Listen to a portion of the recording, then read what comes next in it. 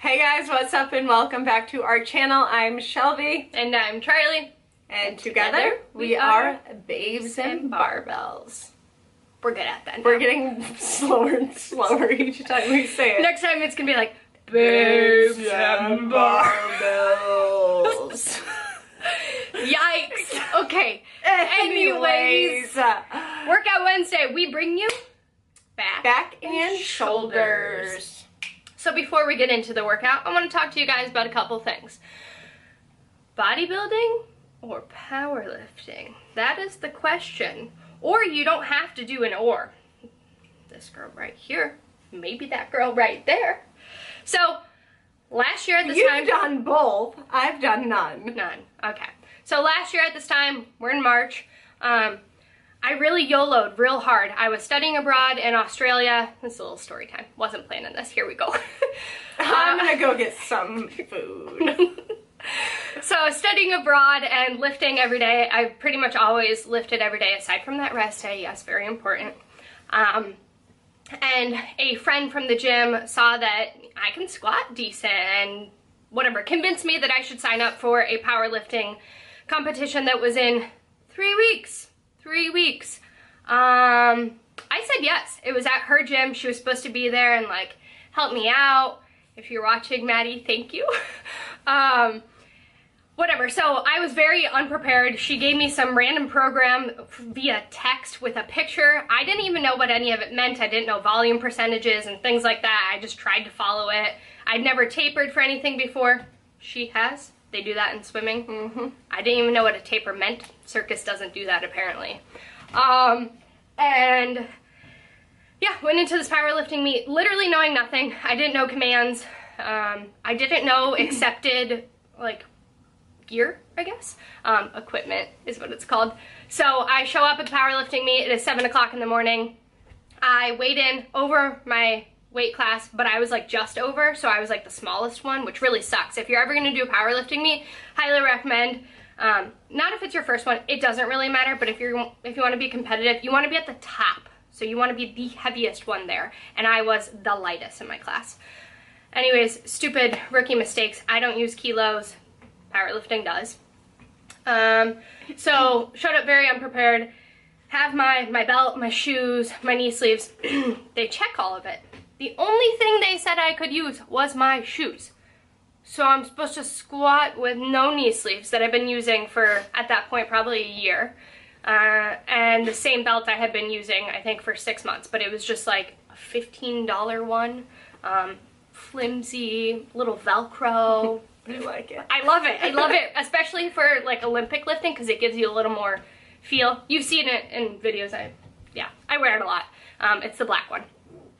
So luckily, Maddie let me borrow her belt that I had never worn before. One single prong. You've also seen this belt before. It's my pink one. I eventually bought it from her. And then another girl I never met before. She wasn't competing that day. She happened to have knee sleeves at the location. Okay. Kyle. What? Sorry, we were just interrupted. Shelby's boyfriend is home. So anyways, knee sleeves, a girl in the gym happened to have a pair with her. I'd never worn SBDs before, and I'm not bashing them. They're great. I own them now. I convinced her to buy some. They are phenomenal knee sleeves. But your first time wearing them, they hurt.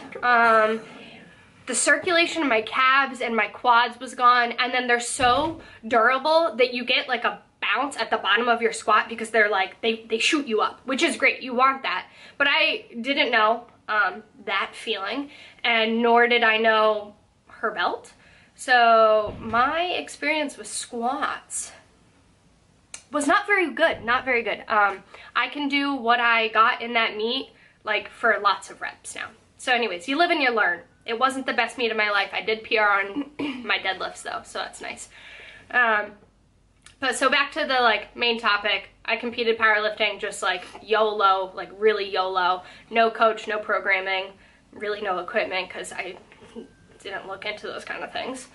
But I am trying to convince Shelby to do a powerlifting meet.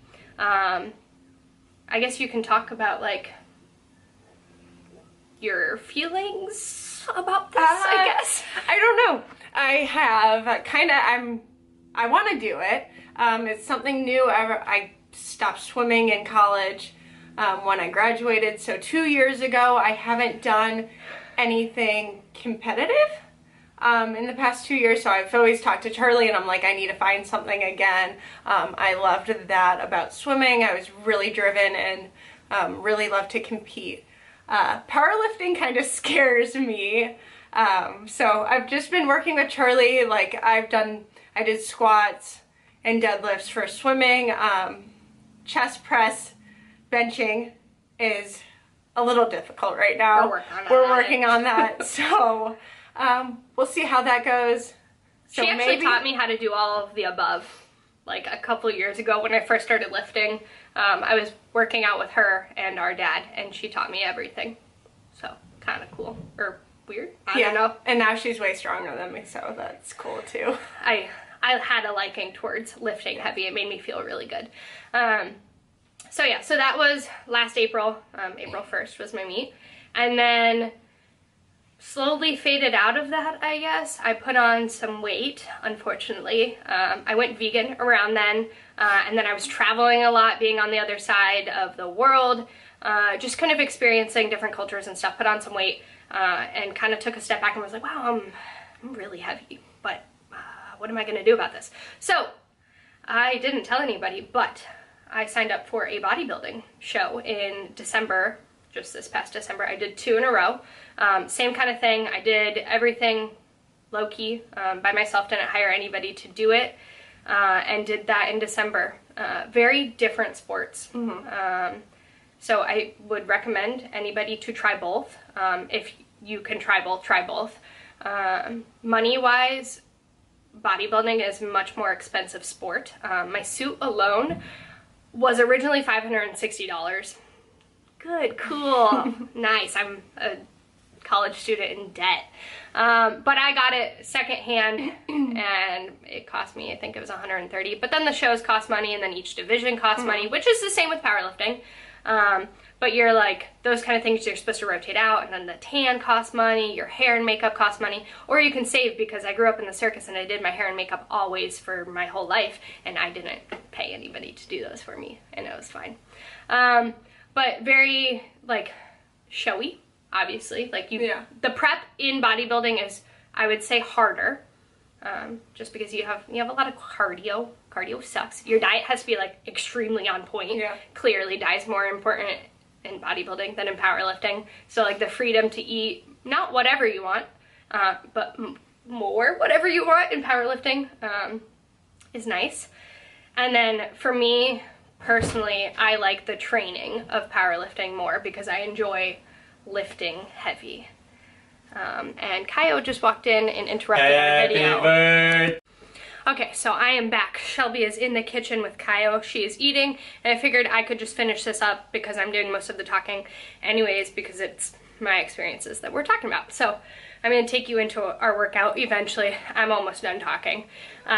Another topic I wanted to cover with powerlifting and bodybuilding. I said I was going to make a blog post about this, but writing takes a lot more time than just like talking, so we're going to go with this as my blog post about this.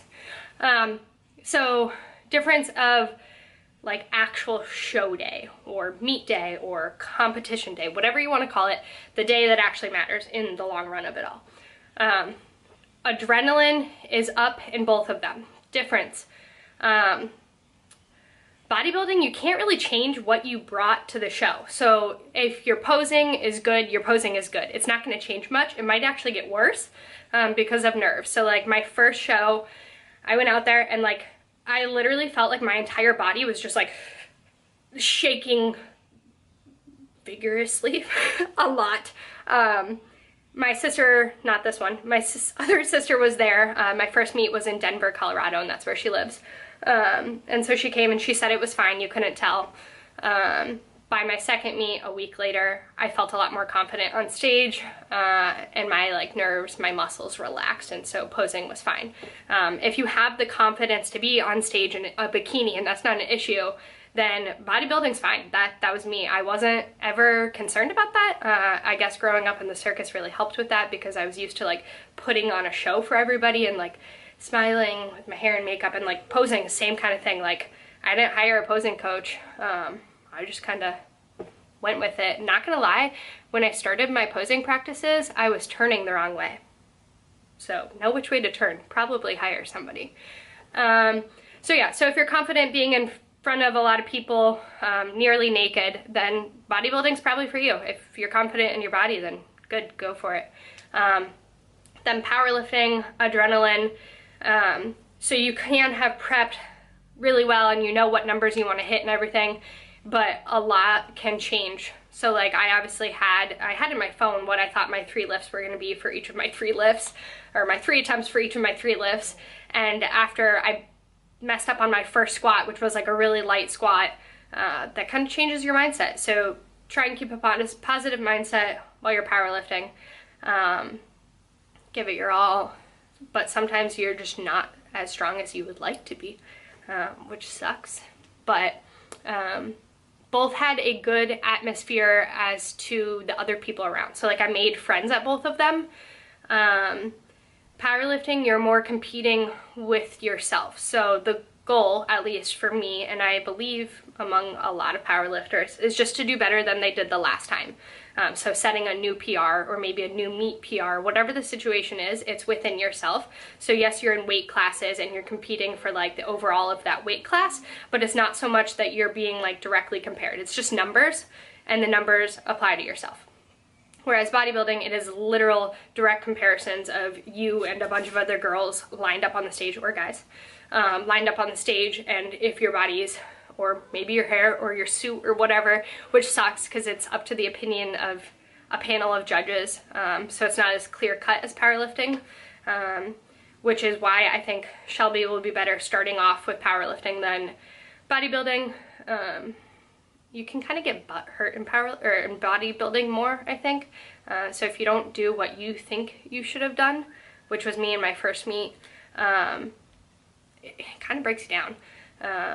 And there's nothing you can really do about it because it was just like how those 5 or 7 judges felt about it. Whereas in powerlifting, you have the 3 judges and there's like a lot of technical rules. And if you broke a technical rule, then you're getting that red light, and that's all it is.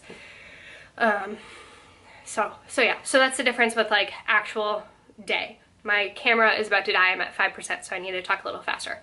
And then I'm just gonna talk real quick about our current training style because we are in prep for a powerlifting meet, but we both do bodybuilding training most of the time. So we do try and do at least 3 or 4 days a week, some of the big 3 lifts. So in our workout today, we are actually going to be doing rack pulls, which will be the first time for Shelby to do rack pulls. And her gym doesn't have a good setup for it, so I'm going to have to get creative. I will show you guys how I do that. So yeah, just working those, do those earlier on in the workout so you have more energy, but make sure you warm up properly still. And then after that, we follow into normal like superset bodybuilding style workout. I think it's a good... it's accessory work if you're a powerlifter, it's accessory work if you're a bodybuilder, it's just your workout. So I follow a little bit of both. And then eventually I'll get into more of a powerlifting, whatever. We are both trying to compete at a meet in mid-May. If I can have her commit to that, I think I'll be ready. If not, I'm not super competitive. I didn't grow up competitive. So just for me, it's just to be able to compete really in the US. Obviously, since I competed in Australia last time. So just to get my name in the game here, so we'll see how it goes, and get Shelby ready for that.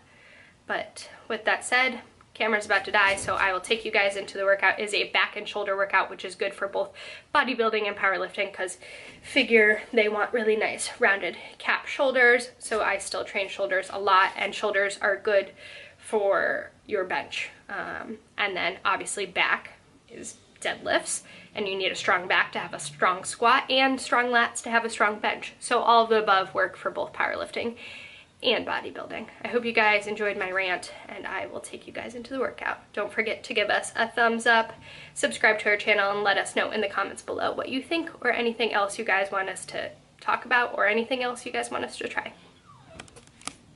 To start off this workout, we chose to do some rack pulls instead of typical deadlifts. Unfortunately, the YMCA does not have a proper setup for rack pulls, so I had to get creative and we stacked up some plates to get proper positioning for a rack pull. When doing these, you can start anywhere from just below the knee to just above the knee. These help with your lockout on a deadlift, so if you struggle with that part of a deadlift, I highly recommend working on your rack pulls. Try and keep your shoulders down and back when performing this movement as well.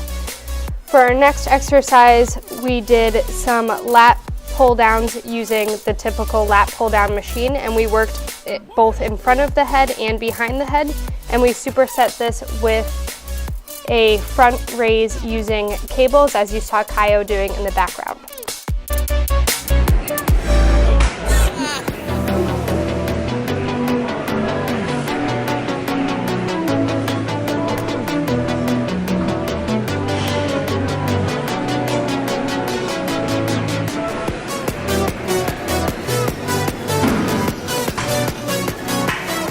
Moving on, we actually only did one more superset due to being super tired after our many sets of rack pulls. So for our last superset, we did some seated cable rows with a narrow grip, and we superset it with some rear delt face pulls.